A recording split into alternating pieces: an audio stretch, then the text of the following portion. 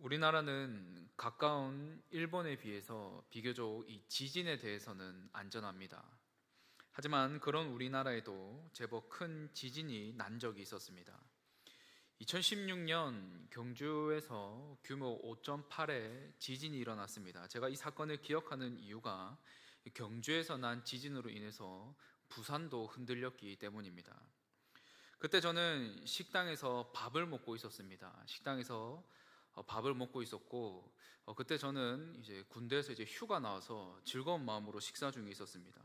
그런데 그때 갑자기 건물이 흔들렸습니다. 그러자 식당 안에 있던 사람들이 놀랐습니다. 사람들의 놀란 소리가 곳곳에서 들렸고, 어떤 사람들은 건물 밖으로 뛰어나가는 사람이 있었습니다.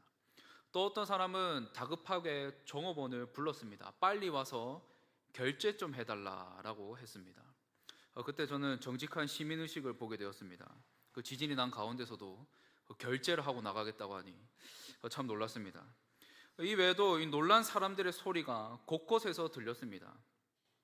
그때 저는 어떻게 했냐면 건물이 흔들리자 곧바로 책상 밑으로 기어 들어갔습니다.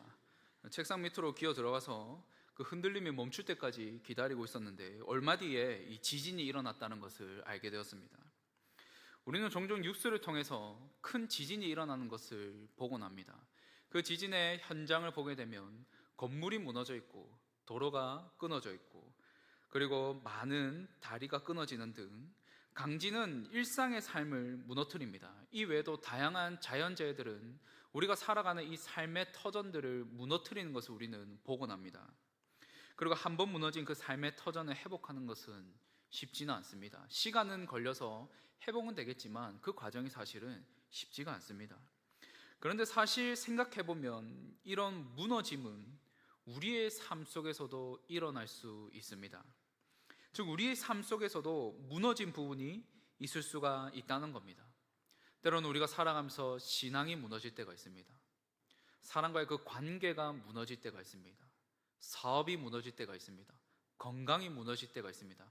내가 일하는 그 일터에서의 무너짐을 경험할 때가 있습니다. 특별히 죄로 인해 영적으로도 무너질 때가 있습니다. 이처럼 무너짐을 생각해 본다면 우리의 삶에 무너진 담벼락과 같은 그런 부분이 누구에게나 있을 수가 있다는 겁니다. 예레미야 선지자가 활동할 당시 북이스라엘은 이미 멸망했습니다. 그래서 남유다만 남은 그런 상황입니다. 예레미야 선지자는 남유다에서 활동하는데 특히 그는 우상으로 물들어져 있던 그 남유다를 다시 정결하게 하고 그 우상들을 척결했던 요시야 왕으로부터 시작해서 결국에는 남유다의 마지막 왕이었던 시드기야까지 활동한 선지자가 바로 이 예레미야 선지자입니다. 그는 남유다의 흥왕성쇠를 지켜본 선지자입니다. 예레미야는 모든 것을 지켜보았습니다. 그런데 다윗의 길로 행했던 요시야 왕 이후 이 남유다가 급격히 쇠락하게 됩니다. 그리고 어느 한 나라의 등장으로 국제정세도 격변으로 치닫게 됩니다. 특별히 이것을 잘 보여주는 말씀 구절이 이 예레미야 25장 1절의 말씀을 보면 확인할 수 있습니다. 유다의 왕 요시야의 아들 여호야김 넷째 해 곧 바벨론의 왕 느부갓네살 원년에 유다의 모든 백성에 관한 말씀이 예레미야에게 임하니라. 남유다의 왕인 여호야김이 있을 때에 바벨론이 실질적으로 이 근동 지역의 모든 패권을 쥐게 되는 한 전쟁이 일어나게 됩니다. 고대 전쟁사에서도 기록될 정도로 아주 큰 전쟁 중에 하나입니다. 그 전쟁이 바로 갈그미스 전쟁입니다. 애국과 바벨론이 패권을 두고 두 강대국이 붙게 됩니다.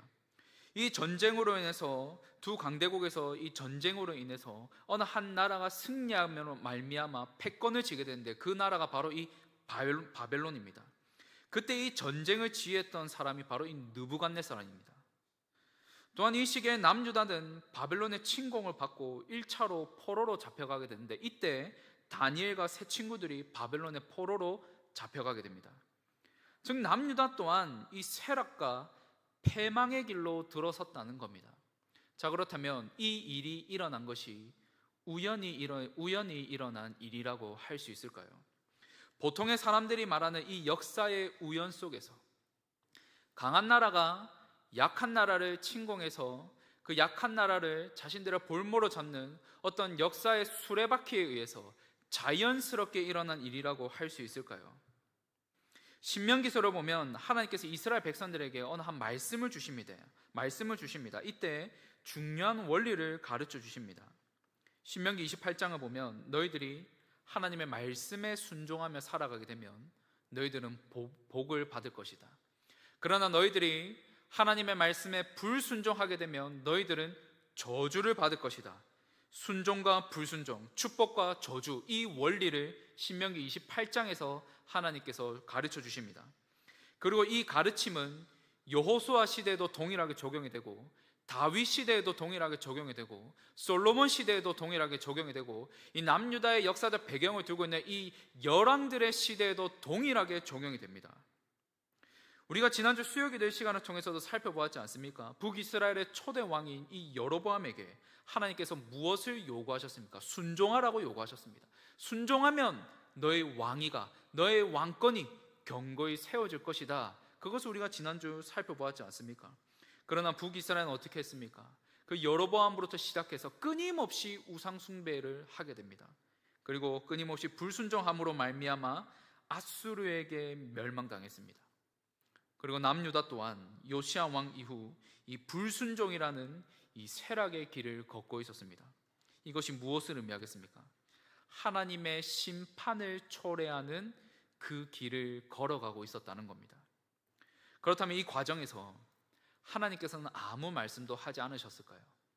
하나님께서는 그저 침묵으로 일관하셨을까요? 그렇지 않습니다. 하나님께서는 선지자를 보내셔서 말씀하셨습니다. 예레미야 25장 3절의 말씀을 보면 유다의 왕 아몬의 아들 요시야 왕 13째 해부터 오늘까지 23년 동안 여호와의 말씀이 내게 임하므로 내가 너에게 꾸준히 일렀으나 너희가 순종하지 아니하였느니라. 우리가 이 말씀에서 주목하고자 하는 것은 요시야 왕 13째 해부터 오늘날까지 23년 동안이나 하나님께서 말씀하셨다는 겁니다. 이것이 무엇을 의미하겠습니까? 23년 동안이나 하나님께서 지속적으로 말씀하셨다는 겁니다. 순종하지 않는 백성들에게, 불순종하여 패역의 길을 걸어가는 이 백성들에게 무려 23년 동안이나 꾸준하게 지속적으로 말씀하셨다는 겁니다. 그렇다면 하나님께서는 어떤 말씀을 지속적으로 하셨을까요? 예레미야 11장과 25장을 통해서 확인할 수 있습니다. 먼저 예레미야 11장 7절의 말씀을 보면 내가 너희 조상들을 애굽 땅에서 인도하여 낸 날부터 오늘까지 간절히 경계하며 끊임없이 경계하기를 너희는 내 목소리를 순종하라 하였으나. 어떤 말씀을 하셨습니까? 애굽 땅에서 인도하여 낸 날부터 하나님께서 이 백성들에게 끊임없이 순종하라고 말씀하셨습니다. 이어서 예레미야 25장 4절의 말씀을 보면 그러므로 여호와께서 그의 모든 선지자를 너에게 끊임없이 보내셨으나 너희가 순종하지 아니하였으며 귀를 기울여 듣지도 아니하였도다. 여기서도 동일한 말씀하십니다. 끊임없이 선지자를 보내셨지만 너희 이스라엘 백성들이 순종하지 않았다라고 말씀합니다. 하나님께서 이들에게 지속적으로 하신 말씀은 하나님께 순종하라는 겁니다. 그렇다면 구체적으로 이들이 보인 불순종의 모습은 어떤 모습일까요? 도대체 어떤 불순종을 행하고 있었길래 23년 동안이나 지속적으로 말씀하셨을까요? 그것은 바로 우상 숭배입니다.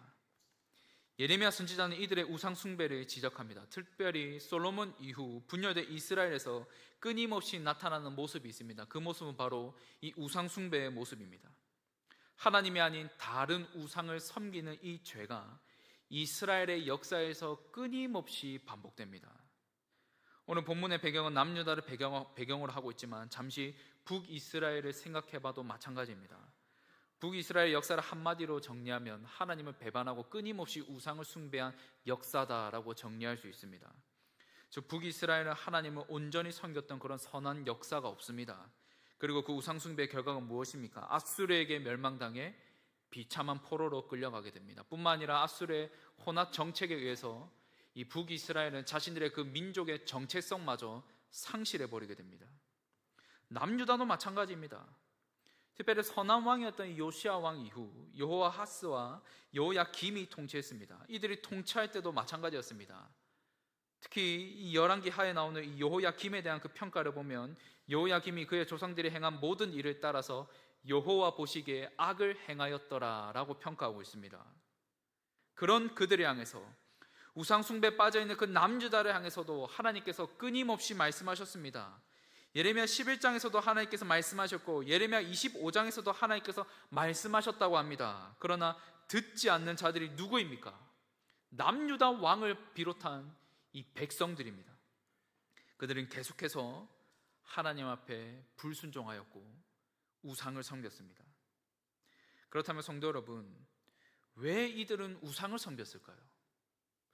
왜 이렇게나 이들의 역사를 보면 우상이 끊임없이 반복적으로 등장하는 걸까요? 그 우상이 자신들에게 복을 가져다 줄 것이라고 생각했기 때문입니다.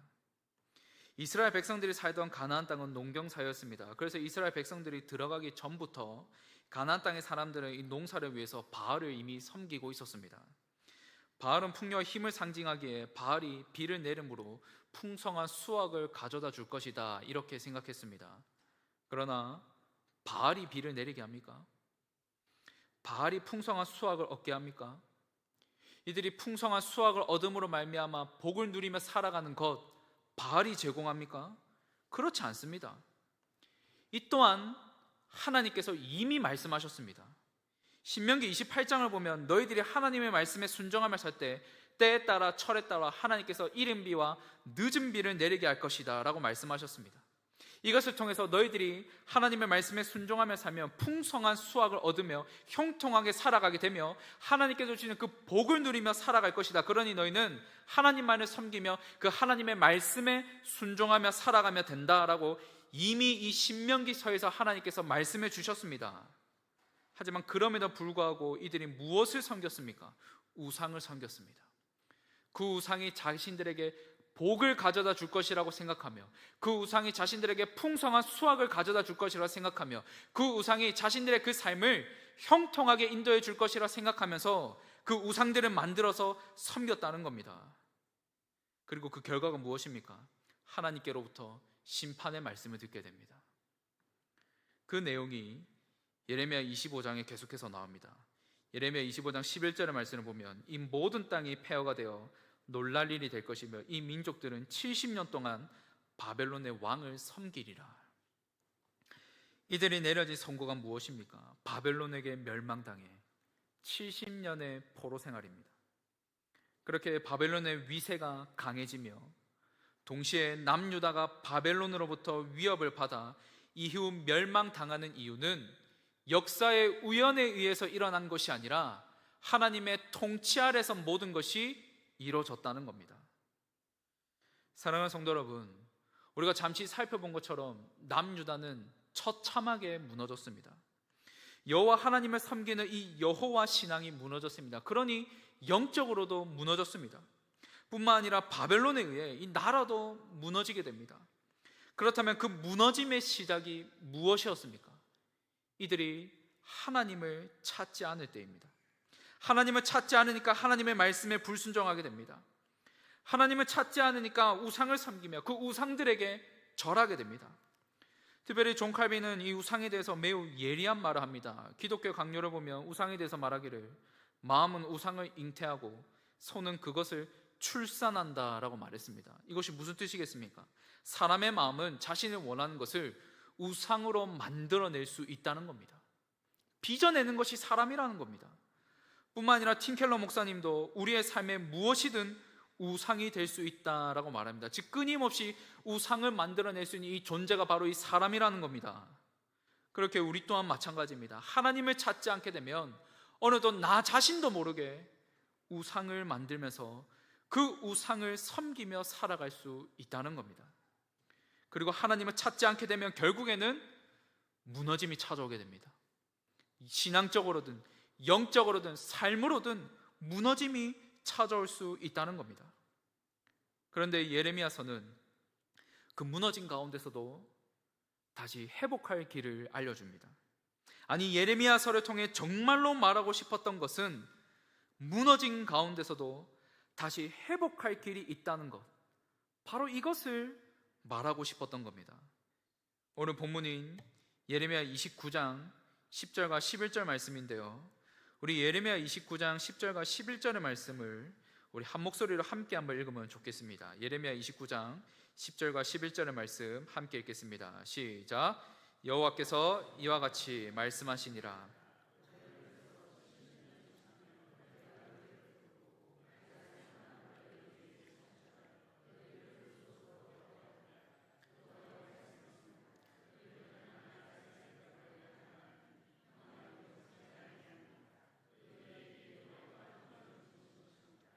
아멘. 이 예레미야 29장은 먼저 바벨론 포로로 잡혀가 있는 자들에게 이 보내는 편지의 내용입니다. 그 편지의 내용은 하나님의 심판으로 인해 바벨론의 포로로 잡혀왔기에 그 땅에 정착하면서 살아가라라고 권면하는 것으로 시작합니다. 그런데 절망 가운데 있을 그들, 바벨론의 포로로 잡혀가서 그곳에서 정착하면서 살아가라, 타국에서 정착하면서 그것을 수용하고 받아들이고 살아가라 라고 말하는 그 말을 할 때, 그 말을 들을 때 그들이 어떻겠습니까? 가뜩이나 지금 절망 가운데 있는데 그 말을 들었을 때 이들이 얼마나 절망적이겠습니까? 그런데 그것으로 이 내용이 끝나지 않습니다. 절망 가운데 있는 그들을 향해 정말로 말하고 싶었던 것은 희망의 말씀이었다는 겁니다. 그것이 무엇입니까? 하나님께서 70년이 차면 다시 돌아오게 하시겠다라는 이 말씀입니다. 즉 바벨론 포로에 있는 그들을 향해 회복의 말씀을 선포합니다.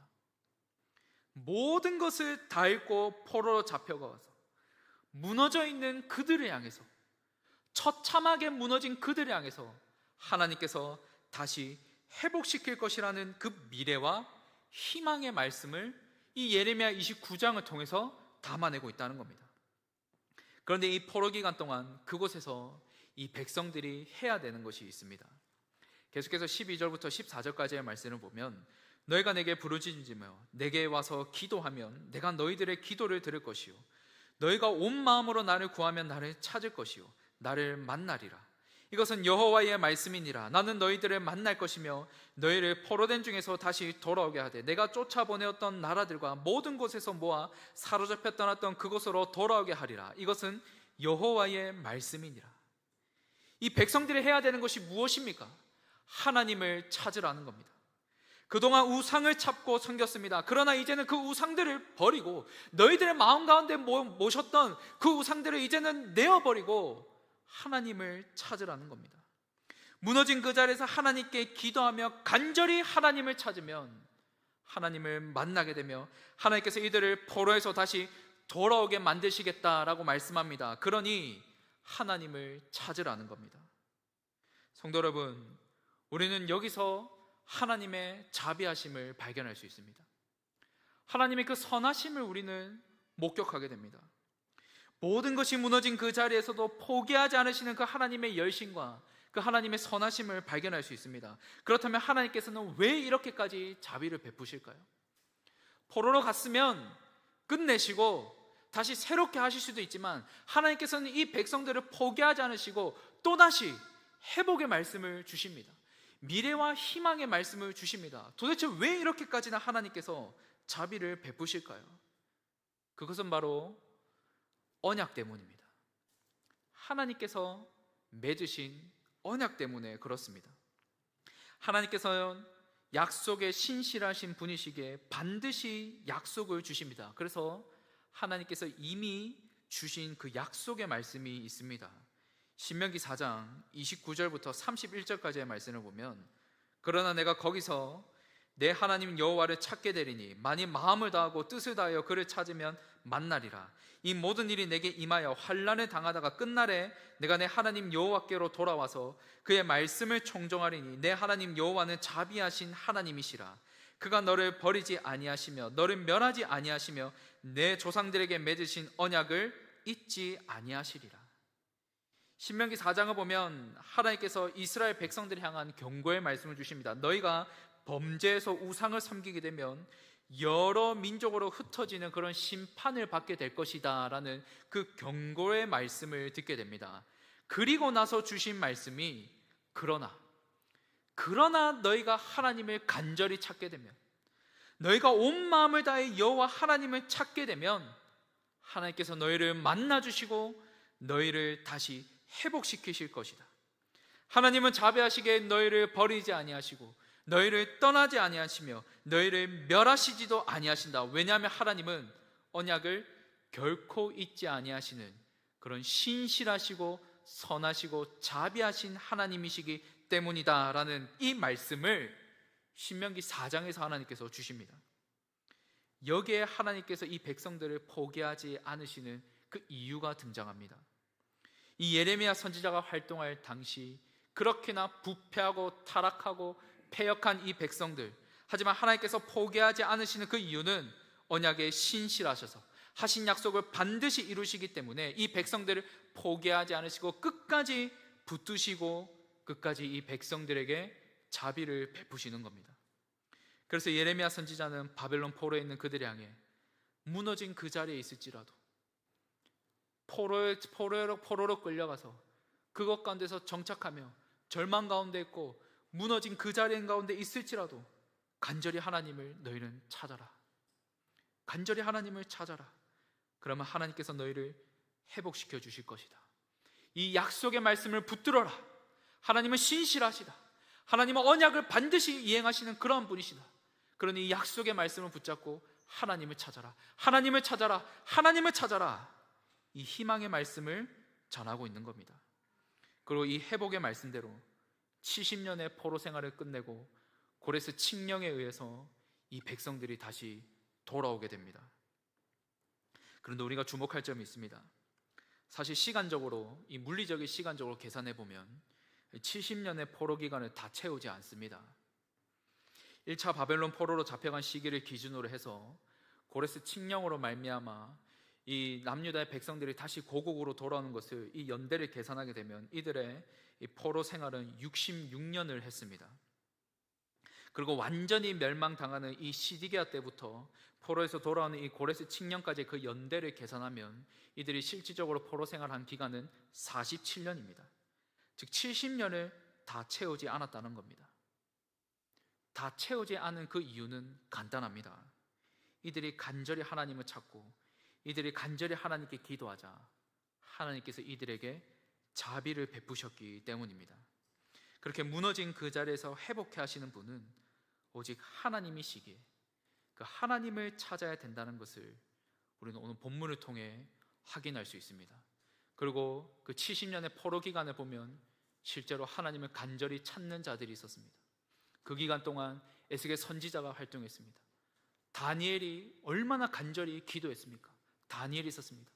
뿐만 아니라 풀무불 가운데서도 절대로 굴하지 아니하고 금신상 앞에 절하지 아니한 다니엘의 세 친구들, 그 친구들이 있었습니다. 그 외에도 많은 자들이 그 가운데서도 신앙과 믿음을 지키며 하나님을 찾은 그러한 믿음의 선진들이 있었습니다. 그리고 하나님께서는 그 기도를 들으시고 70년의 포로 기간은 다 채우지 않고 이들은 고레스 칙령에 의해서 이 약속의 말씀대로 다시 고국으로 돌아오게 되는 그 놀라운 은혜를 누리게 됩니다. 그 은혜의 출발선상이 어디입니까? 하나님을 찾을 때입니다. 무너진 자리 가운데서도 하나님을 찾으니 하나님께서 이들을 다시 회복시키셨다는 겁니다. 사랑하는 성도 여러분, 우리의 삶 속에서 무너져 내린 곳은 어디인지를 돌아보기를 원합니다. 무너진 삶의 담벼락은 무엇입니까? 그 무너짐으로 인해 마음까지 무너졌습니까? 그러나 무너진 그 자리가 무엇이든지 간에 우리의 반응은 한 가지 결론에 도달합니다. 그것은 바로 하나님을 찾는 겁니다. 선하신 하나님께로 나아가는 겁니다. 청교도의 목사이자 저술가로 활동한 조준 스윈노 목사님은 이 하나님의 선하심에 대해서 이런 말을 남겼습니다. 하나님은 사람에게 오래 참으실 뿐 아니라 선을 행하신다. 하나님은 그들의 존재를 유지시키시고 그들이 가는 길을 보호하시며 당신의 능력으로 그들을 도우시고 당신의 섭리로 그들을 공급하시며 당신의 인내로 그들을 오래 참으신다라고 말했습니다. 바로 이것이 하나님의 선하심입니다. 그렇게 성도 여러분, 무너진 자리에서 성도인 우리가 해야 되는 것은 하나님을 간절히 찾는 겁니다. 온 마음을 다해 하나님을 찾는 겁니다. 그러면 그 무너진 자리가 하나님을 찾음으로 말미암아 회복의 자리가 될 줄로 믿습니다. 이것을 꼭 믿으시어 삶에 무너진 담벼락이 있다면 그 자리에서 그 담벼락을 붙잡고 하나님을 간절히 찾으시는 우리 성도님들 되시기를 주님의 이름으로 축복합니다. 특별히 이 자리에 빌려서 한 가지 부탁을 드리고 싶습니다. 3층 이 중고등부실에 가면 한 배너가 서 있습니다. 그 배너에 무엇이라고 쓰여 있는지 아십니까? 혹시 오고 가시다가 보셨는지 모르겠지만 한 배너가 서 있습니다. 중고등부 여름 수련의 주제인 하나님을 찾으라입니다. 다음 주부터 진행되는 중고등부 여름 수련의 주제는 신명기 4장 29절 말씀으로 하나님을 찾으라라는 이 주제로 진행이 됩니다.